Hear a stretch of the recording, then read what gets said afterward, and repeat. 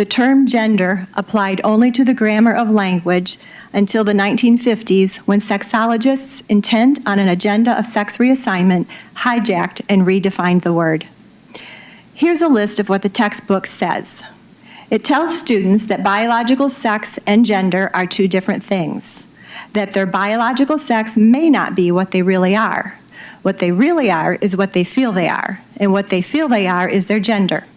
It says gender is more than your anatomy. Gender is determined by sex chromosomes. Gender is learned. Gender is inborn. Gender is masculinity or femininity. Gender is the characteristics defined by society. The textbook defines gender and sex, then blurs those definitions. It presents the existence of two chromosomal disorders and disorders of sex development as if these disorders are evidence that gender is different from sex. The explanation of gender is convoluted and contradictory. I would be surprised if anyone wasn't gender confused after reading it. I suspect that's by design. Interestingly, gender dysphoria isn't mentioned. Studies on twins have exposed the theory of an innate gender identity trapped in the wrong body as an ideological belief with no basis in science. These studies are not mentioned in the textbook.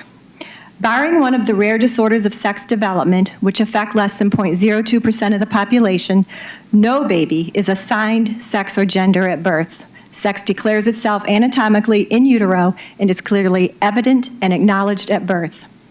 The textbook teaches students that some children choose to change their appearance, clothing, and name to match the gender they feel they really are.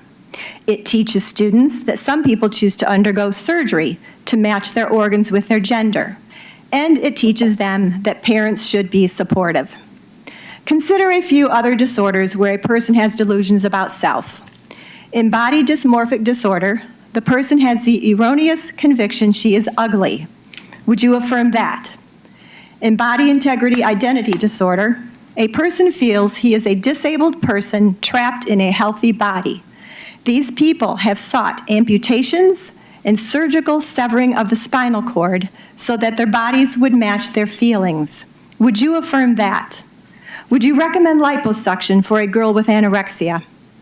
When left alone, 70 to 95% of gender dysphoric children outgrow their dysphoria. That's not mentioned in the textbook.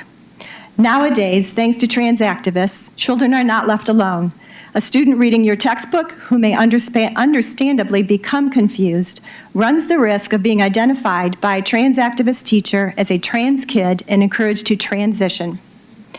Your textbook presents to impressionable and vulnerable teens a gender ideology which has no basis in science. It suggests transitioning and tells students their parents should support this. The book does not mention gender dysphoria and its recovery rate, twin studies that debunk gender ideology, or the existence of other delusions about oneself that no one is suggesting be affirmed. Does your conception of diversity allow diversity in personality and preferences without having one's identity as a girl or a boy come into question? Girls who like cars and don't like wearing ruffles, are they to question whether they might really be a boy?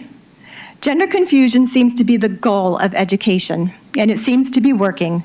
The number of girls claiming gender confusion is spiking drastically.